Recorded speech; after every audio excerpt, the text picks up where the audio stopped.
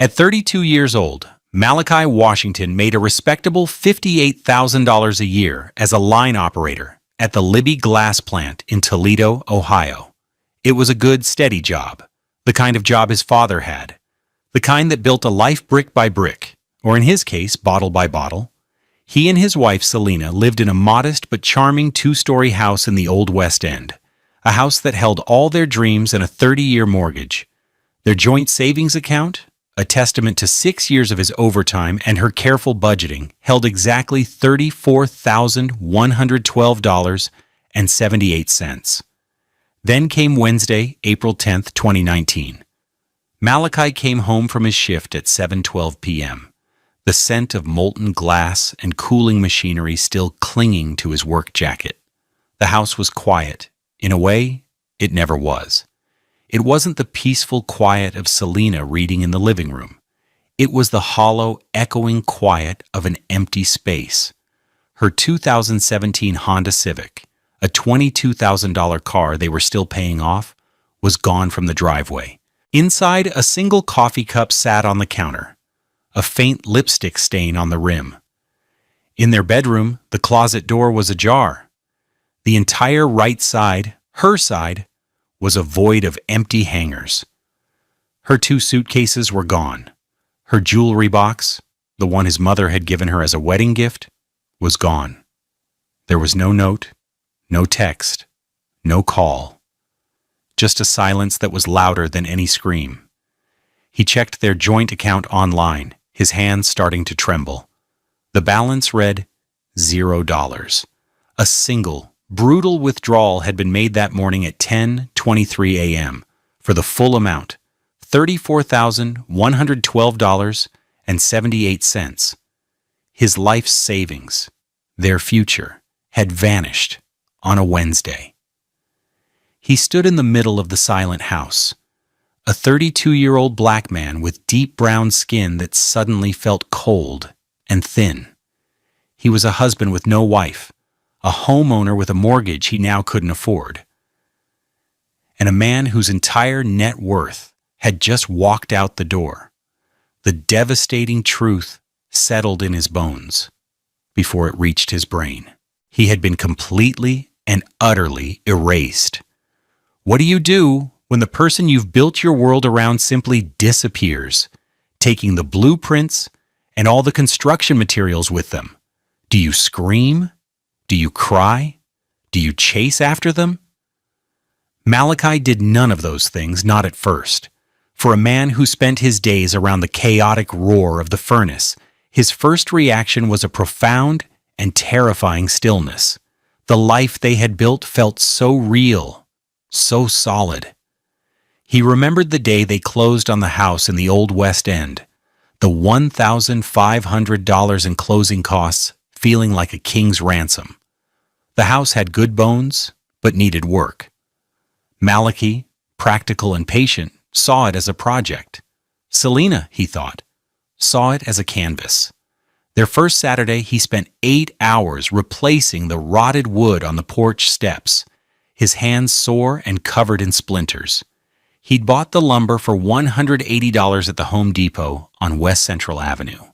Selena had spent the day picking out paint swatches, her brow furrowed in concentration over 20 different shades of white. "It has to feel airy, Molly," she'd said, fanning them out on the $800 dining table they'd bought on a payment plan. "Like a fresh start." He just nodded, happy that she was happy. He loved the way her mind worked, always reaching for something beautiful, something more. He was the foundation. She was the art. That's how he saw it. Their financial life was a similar study in contrast. He was the saver. She was the dreamer. Every Friday, he would meticulously transfer 15% of his paycheck into their savings account. He tracked it on a spreadsheet, watching the number grow. It was his proof of progress, his tangible security, that $34,112.78 wasn't just money to him. It was 2,190 days of work, of waking up at 5 a.m., of standing on a concrete floor for 10 hours straight. It was safety. For Selena, money was a tool. for experience. "What's the point of having it if we don't use it?" she would ask, showing him a brochure for a trip to Tulum, a place that looked like another planet to him. He'd point to the leaky gutter that needed a $400 repair. She'd point to a $2,400 Burberry trench coat she saw someone wearing on Instagram. He remembered a specific dinner about 2 months before she left. They were at a new restaurant downtown, The Heights, perched atop the Renaissance Toledo downtown hotel. The dinner was her idea, a necessary indulgence. The bill came to $187.45 for 2 entrees and 1 shared dessert. He could feel the cost of every bite. From their table, they could see the glass towers of the city, cold and glittering. "Don't you ever want more than this, Molly?" she'd asked, gesturing with her wine glass. Not at the view, but at the idea of everything. More than Toledo? More than the plant? He looked at his hands. The calluses a map of his dedication. "I like the plant," he said, his voice quiet. "I like our house. I like what we're building." She had given him a sad, pitying smile, the kind you give a child who doesn't know any better. "It's a good foundation," she'd said, her voice soft but dismissive. "But you can't live in the basement forever." He hadn't understood then that she felt like she was in a basement. He thought they were on the ground floor, building up. He had no idea she was already planning her escape through a window he couldn't even see. He thought their life was a shared project. For her, it was just a temporary stop, a place to refuel before her real journey began. The money wasn't their future. It was her launch fuel. The house wasn't their home. It was her cage.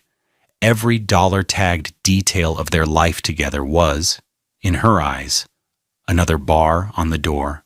The $2,800 they'd put down on their used Ford Focus, the $120 monthly payment on the washing machine, the $600 they'd spent on a new mattress from Value City Furniture. To him, these were the building blocks of a stable life. To her, they were anchors, and she was desperate to float away. The first day was a blur of disbelief. Malachi called her phone a dozen times. Each call went straight to voicemail, the same cheerful, recorded greeting, stabbing him in the chest. "Hey, it's Selena. Leave a message and I'll call you back." By the 5th call, he knew she wouldn't. He sent a single text. "Selena, where are you? The money is gone. I'm worried." The message sent. The little green bar under it said delivered. It was a cold, digital confirmation that on the other end of the line, someone was receiving his panic and choosing to ignore it. The silence was an act of profound cruelty. The next morning, Thursday, he went to the bank. He stood in line at the Fifth Third Bank branch on Madison Avenue, feeling exposed and foolish. He explained the situation to a bank teller who looked barely 20. She got her manager, a woman named Miss Albright with a kind but weary face. They sat in her small glass office. "The withdrawal was made yesterday morning, Mr. Washington," Ms. Albright said, looking at her monitor. "In person, at our Sylvania branch. She had her ID. It was a joint account. There's nothing we can do." He felt a wave of public humiliation wash over him. Everyone in the bank could see him. A grown man talking about how his wife had cleaned him out. He simply nodded, thanked her for her time, and walked out into the gray Toledo morning. The number, $34,112.78, echoed in his head. It was so specific, so final. That afternoon, he started making the calls.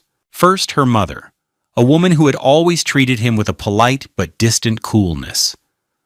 "Oh, Malachi," she said, her voice sighing, as if he were an inconvenience. "Selena is a free spirit. You always knew that. She just needs some space to figure herself out."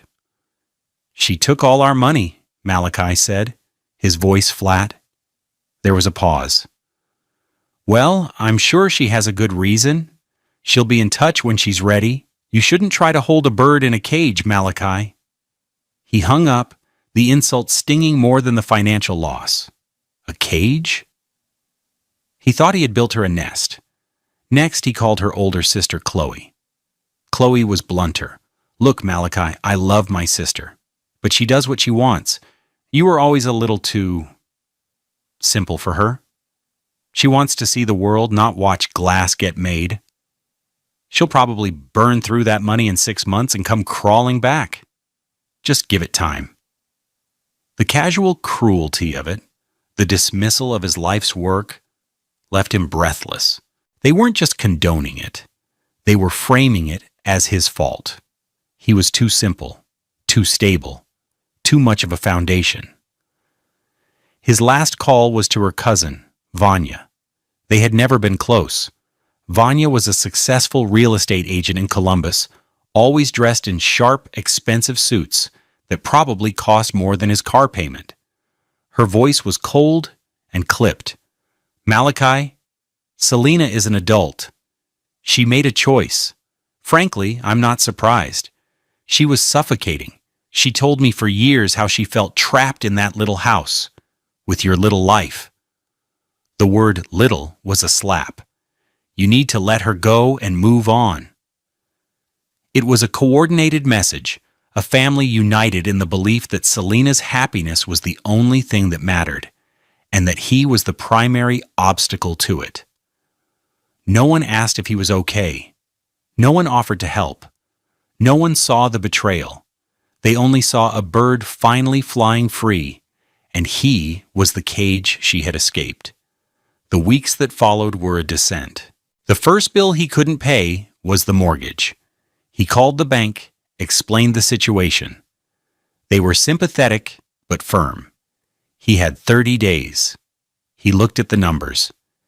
His $58,000 salary was enough for one person to live comfortably, but not enough to carry a $1,400 monthly mortgage on a house meant for 2 incomes. The beautiful old West End house, the canvas for their future, became a crushing weight. He put it on the market. It sold in 2 months for $15,000, less than what they owed the bank. He had to take out a personal loan for $15,000 just to be free of the house he once loved. He was now in debt. He found a small 1-bedroom apartment in the North End, in a tired-looking brick building on a street where the streetlights flickered. The rent was $650 a month, a number he could manage.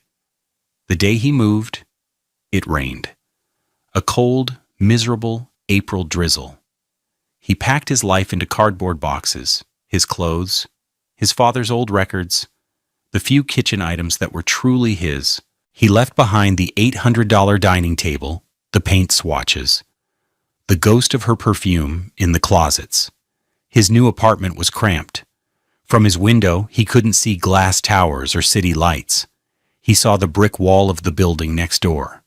The first night, he sat on the floor and ate a can of cold soup because he hadn't unpacked his pots yet. He was 32 years old, and he was starting over from far below zero. He sent one last text to Selena's number. "I sold the house." It was delivered. There was no reply. After that, he stopped sending texts. He just stared at the blank screen, at the silence she had chosen, and began the slow, arduous process of accepting it. The first year was about survival. Malachi developed a routine that was as rigid and predictable as the machinery he operated. Wake at 5 a.m., run 3 miles through the quiet neighborhood streets, shower, drive his 2012 Toyota Camry with 187,000 miles on it to the plant, work his 10-hour shift, drive home, cook a simple meal, usually chicken and rice, watch an hour of television on a small 19-inch screen he'd bought for $75, go to bed by 10 p.m., repeat. His life was stripped down to the studs. There was no room for anything but work and sleep. He channeled all the chaos and hurt into his job. The glass plant, became his sanctuary. The roar of the furnaces drowned out the thoughts in his head. The intense, shimmering heat of the molten glass was a physical manifestation of the fire in his gut. He learned every machine, every process, not just his own station. He stayed late, not for the overtime pay, but because the quiet, echoing factory floor after hours felt more like home than his empty apartment. His supervisor, a man named Henderson, who had worked at the plant for 40 years, noticed. "You've got a good eye, Washington," Henderson said one afternoon, watching Malachi diagnose a problem with one of the annealing layers. "You see the whole line, not just your piece of it." Within 18 months, Henderson retired. Malachi, at 34, applied for the supervisor position. He was competing against men with more seniority, but he had a plan. He presented the plant manager with a detailed 10-page proposal for improving efficiency on his line, complete with projected cost savings. The manager was impressed. Malachi got the promotion. His salary jumped from $58,000 to $66,000 a year. It wasn't a fortune, but it was progress. It was a step up, a step he had taken all by himself. With the new salary, he began to rebuild his financial life. He set up an automatic transfer just like before, but this time it was to an account with only one name on it, Malachi Washington. The first goal was to pay off the $15,000 loan he'd taken to cover the mortgage shortfall. He lived like a monk, throwing every extra dollar at the debt. He brought his lunch to work every day, saving at least $15 a day. That was $3,900 a year. He canceled his cable, saving $120 a month. He didn't buy new clothes. His watch was an $89 Timex. His work boots were resoled twice. In 2 years, the loan was paid off. The day he made the final payment, he felt a lightness he hadn't felt since before that Wednesday. He was no longer in the red. He was back at zero. It was around this time that he started playing softball. The plant had a Sunday league, a motley crew of glassblowers, machine operators, and packing crew. One of the guys from his shift, a young talkative kid named Ricky, begged him to join. "Come on, Mal. We need a first baseman. You're tall." Malachi resisted at first. It felt frivolous, but the loneliness in his small apartment was becoming its own kind of weight. He showed up one Sunday morning at a dusty field in Germain Park. He was awkward at first, his body stiff from years of grief and repetitive work. But then he connected with a pitch, the solid crack of the bat, the feel of the ball soaring into the outfield, the shouts of his teammates. It was a feeling of pure, uncomplicated joy. The softball team became his community. They weren't his family by blood, but they became his family by choice. After the games, they'd go to a local bar, a place called the Blarney Irish Pub, for beers and burgers. They'd talk about the game, about work, about their kids. They gave him a nickname, Coach Mal, because of his quiet, steady presence and the way he seemed to see the whole field. They knew his story, in a vague sense. They knew his wife had left. They didn't ask questions. They just made sure his beer glass was full and included him in the conversation. They showed up for him.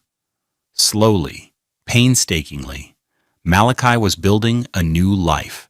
It wasn't the life he had planned with Selena in their charming old West End house. It was a smaller, tougher, more modest life, built on the firm foundation of his own resilience. He made his cramped apartment a home. He bought a comfortable, used couch for $400. He hung pictures on the walls, not of people, but of landscapes, of open roads and vast, empty skies. He was learning to appreciate the beauty of a blank canvas. By the third year, the ghost of Selena had mostly faded. Malachi had accepted that he would likely never get an explanation, and he realized he no longer needed one. Her actions were the only explanation required. However, the legal threads of their marriage remained. He was still on paper a married man. The thought began to chafe. It felt like a lie. He found a lawyer, not a high-priced one from a downtown firm, but a man named David Chen, whose office was in a small brick building on a quiet street in South Toledo. Mr. Chen's fee was a reasonable $250 per hour. He sat across a cluttered desk from Mr. Chen, a man with kind eyes and a reassuringly calm demeanor. Malachi explained the situation in his typical, straightforward way. My wife left 3 years ago, took our savings. I haven't heard from her since. I want to file for divorce. Mr. Chen nodded, taking notes. This is what's called abandonment, he explained. In Ohio, if a spouse is gone for 1 year without contact, it's grounds for divorce. The process is straightforward, but since you don't know her whereabouts, we'll have to serve her by publication. He explained that they would have to place a legal notice in the newspaper in the last known county she resided in, which was Lucas County. If she didn't respond within a set period, the court could grant the divorce by default. Malachi provided all the necessary documents, his marriage license, his financial statements, the deed from the house he'd sold at a loss. He had compiled everything in a neat, organized folder. Mr. Chen looked through the paperwork, impressed. You've made this easy, Mr. Washington. Most people come in here with a shoebox full of crumpled receipts and a lot of anger. I'm not angry, Malachi said, and he was surprised to find that it was true. The anger had burned itself out long ago, leaving behind a kind of calm, cold clarity. I just want it to be over. The process was surreal. He paid the court filing fees, a total of $350. He paid the newspaper $200 to run a tiny block text ad for 6 consecutive weeks in the classified section of the Blade. He imagined it there, nestled between ads for used cars and estate sales, a public notice for a woman who was likely thousands of miles away and had no intention of ever looking back. It felt like sending a message in a bottle into an ocean of indifference. The total cost of his freedom, including Mr. Chen's fees, came to $2,100. It was a small price to pay. 6 months later, on a Tuesday morning in November of 2022, he stood before a judge in a nearly empty courtroom. Mr. Chen stood beside him. Selena, of course, was not there. The judge, a woman with tired eyes, reviewed the case file. The whole proceeding took less than 10 minutes. Based on the evidence of abandonment and the defendant's failure to respond to the summons by publication, the judge said, her voice monotone, the court grants the plaintiff, Malachi Washington, a decree of divorce. You are a free man, Mr. Washington. A free man. The words didn't hit him with the force he expected. There was no surge of elation, no profound sense of release. It was more like the quiet click of a lock finally turning. He shook Mr. Chen's hand, paid the remainder of his bill, and walked out of the courthouse into the crisp autumn air. He didn't call anyone to tell them the news. He just got in his paid-off Toyota Camry and drove to the plant for his shift. That night, he didn't feel like celebrating. He just felt a quiet sense of rightness. The legal fiction of his marriage was over. The truth of his life, a life he had built alone, was now his only reality. He was the sole author of his own story again. And that was enough. Friday, October 17th, 2025, 4:52 p.m. Malachi unlocked the door to his North End apartment.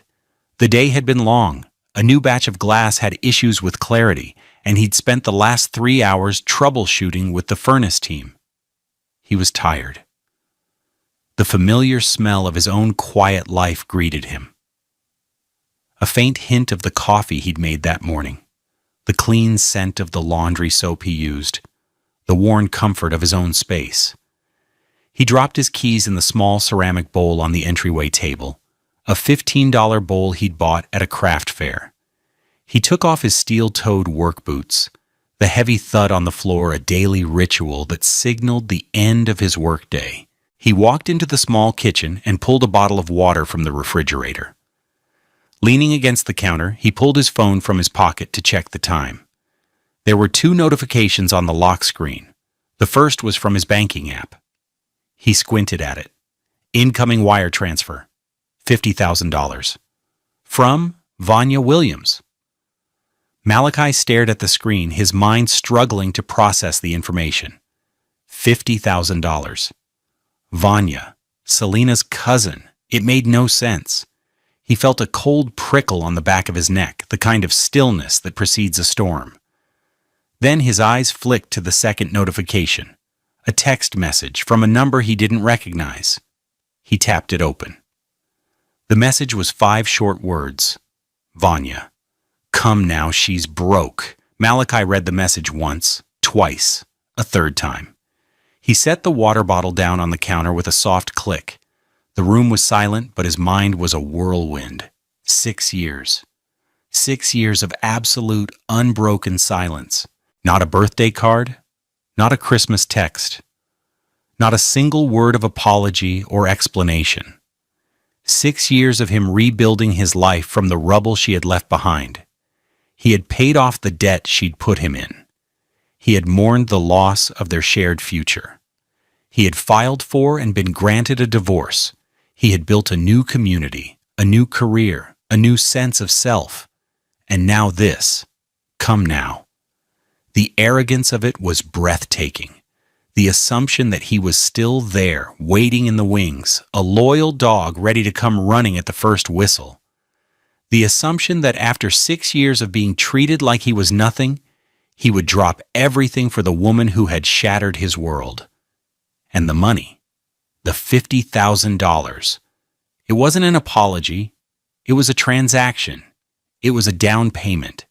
They were trying to buy his loyalty, to purchase his forgiveness, to hire him as a rescuer. They thought he was the same simple man she had left behind, a man who could be swayed by a large sum of money. He thought of Selena, somewhere out there, her grand adventure having finally hit a wall. He pictured her running out of money, her so-called freedom revealing itself to be just another kind of trap. He pictured her turning to her family, and her family in turn turning to him. The last resort. The dependable, steady man she had thrown away. They weren't asking for his forgiveness. They were calling in a debt he did not owe. A strange, cold calm settled over him. It was the same feeling he got at the plant when a machine broke down, the chaos of the moment fading away, leaving only the clear, logical path to solving the problem. There was no anger. There was no pain. There was just a profound, unshakable sense of clarity. He knew exactly what he had to do. The man who had received this message was not the same man she had left 6 years ago. That man was gone. That man had died in a small, empty apartment, eating cold soup from a can. The man standing in this kitchen was Malachi Washington, supervisor, coach, and a free man. And he was not for sale. On Saturday morning at 9:05 a.m., Malachi walked into the same Fifth Third Bank branch on Madison Avenue where he had once sat in humiliation. He was wearing a clean, pressed polo shirt and jeans. He looked like a man with a purpose. He bypassed the tellers and went straight to the desk of the branch manager, a different person than 6 years ago. A man named Mr. Harris with a crisp suit and an air of professional efficiency. "Good morning," Malachi said, his voice even. "I need to arrange for a certified check and have it sent via certified mail. Return receipt requested." Mr. Harris motioned for him to sit. "Certainly, Mr. Washington. Malachi Washington." "All right, Mr. Washington. And what is the amount of the check?" $50,000, Malachi said, without a trace of emotion. Mr. Harris's eyebrows rose slightly. 50,000. "And who is the check to be made out to?"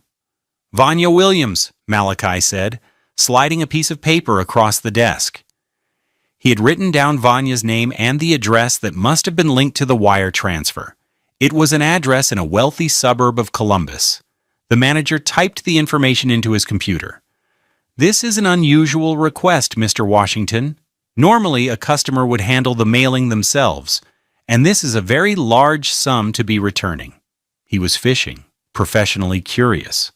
Malachi met his gaze. "The money was sent to me in error," he said calmly. "It was not a lie. It was a profound error on their part to think he would accept it. I want to return it in a way that is official and trackable. I want a record that it was sent, and I want a record that it was received." Mr. Harris nodded, understanding the unspoken need for legal finality. "I understand. We can certainly accommodate that. It will take a few minutes to process the check and the postal forms." While the manager was busy, Malachi reached into his jacket pocket. He pulled out a single plain white envelope and a piece of matching notepaper he had bought in a pack of 50 from the drugstore for $2.99. He uncapped a simple black pen. On the clean white sheet, in his neat, steady hand, he wrote 5 words: "Keep it. We're done." He didn't write, "I'm keeping my rebuilt life." He didn't write, "You destroyed me and I survived." He didn't write, "How dare you." All the years of pain, rebuilding, and newfound peace were distilled into those 5 words. They were not words of anger, they were words of fact, a statement of conclusion, the end of a story. He folded the note, placed it inside the envelope, and sealed it. He did not write a name on the outside. The check would be the primary content. This was just a quiet addendum. A few minutes later, Mr. Harris returned with a cashier's check for $50,000 and a padded, waterproof postal envelope, with the certified mail tracking forms already affixed. "Here you are, Mr. Washington." Malachi placed his small white envelope inside the larger postal envelope. Then he slid the crisp, official-looking check for $50,000 in behind it. He sealed the flap, the adhesive making a definitive ripping sound. He signed the postal forms where indicated. The bank charged him a $15 fee for the check and $7.85 for the certified mail service. He paid in cash. He didn't drive to the post office. The bank had a daily postal pickup. He handed the sealed envelope back to Mr. Harris. "Thank you for your help," he said. "It will go out with our mail pickup at noon, Mr. Washington. You can track its progress online with this receipt." Malachi took the receipt, folded it once, and put it in his pocket. He walked out of the bank and into the bright October sunlight. He took a deep breath. The air felt clean. The weight of 6 years, the weight of a $50,000 insult had been lifted. He had not engaged. He had not argued. He had simply returned to sender. It was the most powerful thing he could have done. He got in his car, turned the key, and drove away, not looking back. The strike was complete. It was quiet, it was total, and it was final. The certified envelope was delivered to Vanya Williams's sprawling, $750,000 home in New Albany, a suburb of Columbus, on Monday afternoon at 1:47 p.m. The electronic signature confirmation popped up in Malachi's email just as he was wrapping up a production meeting at the plant. He glanced at it, nodded once to himself, and archived the email. He did not need to see it again. The transaction was complete. The fallout began 2 hours later, 5:12 p.m. His phone buzzed, a text from Vanya's number. "What is this? You sent the money back?" He read the text. He did not reply. He put his phone on silent and placed it face down on his kitchen counter. 6:30 p.m., a call from Vanya's number. He let it go to voicemail. The message she left was tight with controlled fury. "Malachi, this is Vanya. I don't know what kind of game you're playing, but it's not funny. Selena is in real trouble. She needs that money. She needs you. Call me back immediately. This is not a request." He listened to the message, his expression unchanged. He deleted it. 8:04 p.m. Another call from Vanya, another voicemail. The control was gone, replaced by shrill anger. Who do you think you are? Seriously? You think you're too good for us now? After everything, you're going to sit up there in Toledo on your high horse and just send back $50,000? She's your wife. He noted the error. Ex-wife. He deleted the message. The next day, a new number appeared on his phone. It was Selena. Tuesday, 11:15 a.m. A text message. Molly, it's me. Vanya told me what you did. Can we please talk? He looked at her name, or what used to be her name in his phone. The I at the end of Molly felt like a tiny, intimate betrayal. That was her name for him from their early days. He held his finger on the number. A menu popped up. Block this caller. He pressed it. Tuesday, 3:20 p.m. Another new number. A voicemail.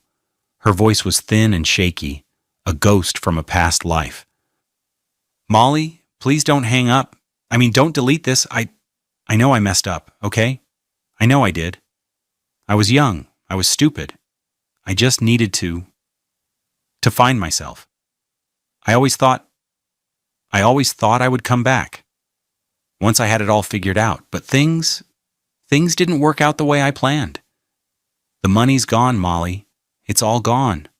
I made some bad investments. I trusted the wrong people. I'm in trouble. I saw the money in my account and I thought you understood. I thought you were coming. Her voice broke on the last word. He listened to the entire rambling, self-pitying monologue. It was all about her journey, her mistakes, her trouble. There was no, "How are you?" There was no, "I'm sorry for the pain I caused you." There was only, "I'm in trouble, come fix it." He felt nothing, not pity, not anger, just a profound sense of distance.